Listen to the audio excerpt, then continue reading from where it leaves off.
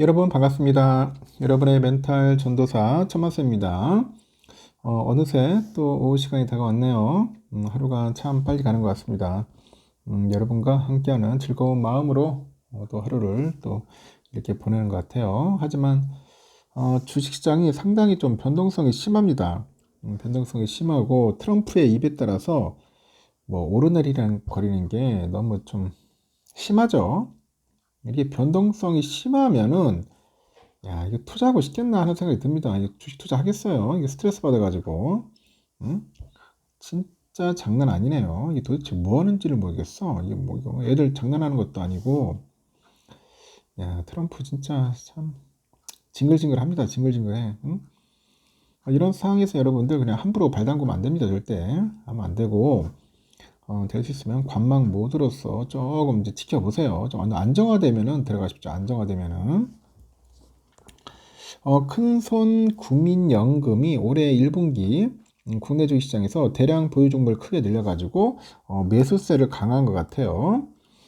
강한 것으로 나타났는데 특히 중국의 경기부양책 수혜 업종으로 꼽히는 석유화학을 비롯해서 뭐 여행이나 화장품, 은행, 증권 등의 투자 비중이 늘어났다.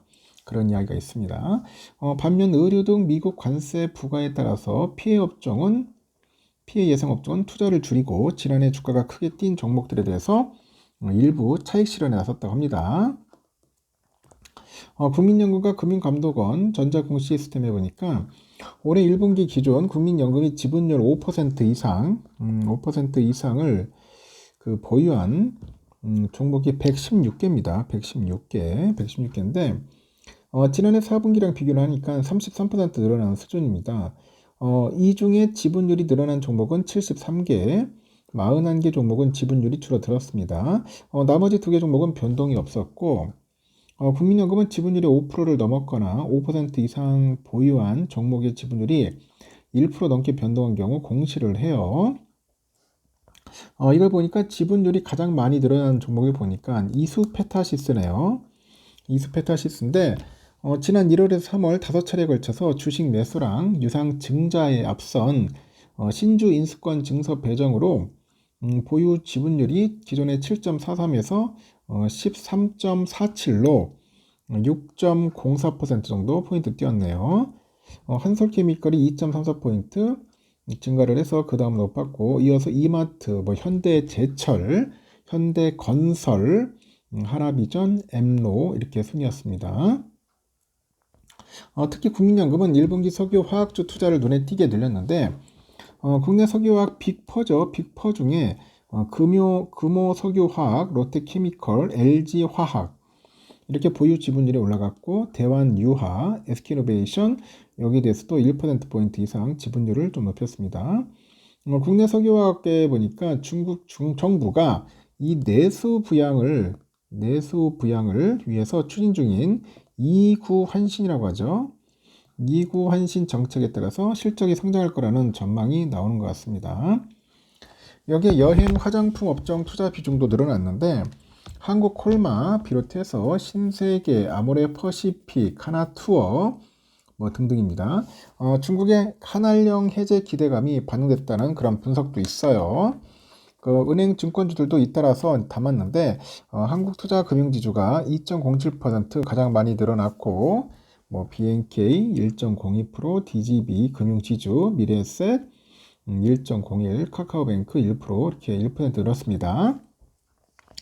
미국과 유럽의 전통 산업 투자 확대 움직임에 소재와 산업재 등 가치주 비중을 늘리고 있고 소비주도 긍정적으로 인식하고 있는 것으로 보인다고 합니다. 반면에 국민연금은 1분기 삼화전기, 명신산업, 뭐 넥센타이어, GSPNR, 그리고 오리온홀딩스, 올릭스, 한올바이오파마 이 순으로 지분율을 크게 줄였습니다. 지분율 감소 종목 면면을 보니까 국민연금이 미국의 상호관세 부과에 선제 대응하는 양상도 보이네요. 국내 의류 그 주문자 위탁 생산이죠. OEM. 이 OEM 기업의 주식 지분율 낮춘 것이 대표적이네요.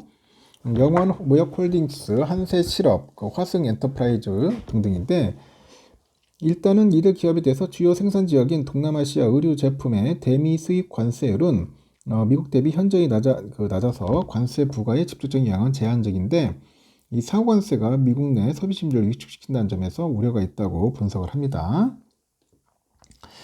지난해 주가가 크게 오른 종목은 일부 팔아서 차익 실현에 나섰고 국민연금이 1분기 지분율을 1.03포인트 줄인 하나엔진의 경우 주가가 지난해 4월에는 9,000원대에서 올해 2월에 28,750원까지 치솟았습니다. STX 엔진도 같은 시기 12,000원대에서 31,000원대로 급등을 했다고 합니다. 참고하시면 되겠네요. 하여튼 국민연금 국내 주를 많이 사서 그나마 좀 받쳐주는 겁니다. 삼성전자를 향한 외국인 투자들의 팔자 행진이 그치질 않고 있죠. 최근에 실적 선방에도 불구하고 관세전쟁 등 대변수로 반도체 수요에 대한 불확실성이 계속되고 있기 때문인 것 같아요. 한국그래서 보니까 외국인 투자는 지난달 28일부터 전날까지 삼성전자 주식을 10거래일 연속 순매도를 합니다.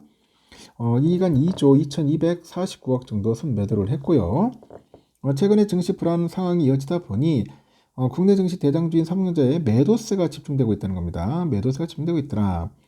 앞서서 외국인은 지난달 28일부터 지난 9일까지 9거래일 연속 팔자 행진을 나타냈는데 이 기간 10조 2555억을 팔아치웠다는 거죠. 삼성이 앞서 시장 기대치를 크게 웃돈 1분기 실적을 발표했는데 외국인 투자들은 그 외면은 계속되고 있네요. 지난 8일에 삼성은 올해 1분기 매출 79조 원, 영업이익 6조 6천억 이런 수준의 실적을 기록을 했어요. 영업이익 기준 컨센의 4조 9,613억 원을 1조 6천억 정도 이상, 1조 6천억 정도 웃돈 수치죠. 트럼프발 관세전쟁 우려가 이제 외국인 수급에 부정적인 영향을 미치고 있는 요인 중 하나입니다. 트럼프의 그 전 세계를 대상으로 던졌던 상호관세 발표를 90일 정도 유예하기로 했어요. 당장의 타격은 피했는데 이 반도체 품목별 관세 도입이 예고되고 있기 때문이라고 합니다. 실제 트럼프가 지난 2월에 그 타국 반도체에 대한 품목별 관세가 최소 25% 이상 될 거라고 밝힌 바 있죠. 25%가 최소 수치 인정을 감안해 보니 이 관세 부과 규모는 더욱더 커질 수 있습니다. 삼성전자 또한 50%에 달하는 대미 수출 관세를 내야 할 가능성이 여전히 크죠. 다만 증권가에서는 미국의 관세부가 삼성전자 반도체 스마트폰 사업에 미치는 영향이 시장 우려와 달리 제한적이고 이번 상호관세 유예가 삼성의 기회 요인으로 작용할 가능성이 크다 이렇게 봅니다. 메모리 반도체 관세의 경우는 D램과 낸드는 관세부과 대상에서 제외되고 매출 비중이 낮은 소비자용 D램 모듈과 SSD에만 관세가 부과됩니다.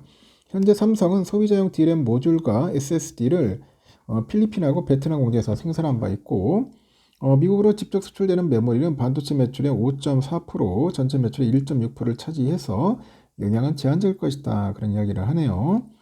또 90일 상호관세 유예는 삼성전자 스마트폰 사업의 기회 요인으로 작용할 것 같습니다.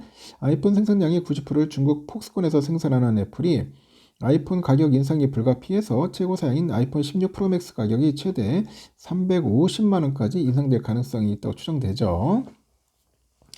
반면에 삼성전자 최고 사양인 갤럭시 S25 울트라 512기가짜리 200만원 수준으로 아이폰 대비 150만원의 가격의 경쟁력을 확보하게 될 것 같아요.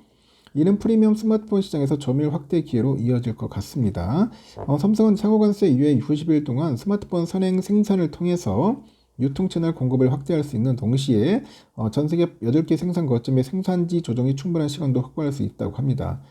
특히 현 삼성전자 주가는 주가 순자산 비율 PB죠. 0.89배에 거래되고 있어서 관세 우려를 충당 부분 선반영하고 있던 것으로 판단이 되네요. 하여튼 이렇습니다. 여러분들 잘 상황을 판단하시고 투자에 임하셔야 할 것 같습니다. 근데 지금은 너무나 변동성이 커가지고 될 수 있으면 접근 안 하시는 게 좋을 것 같습니다. 알겠죠? 여기까지 하겠습니다. 여러분 좋은 하루 보내십시오.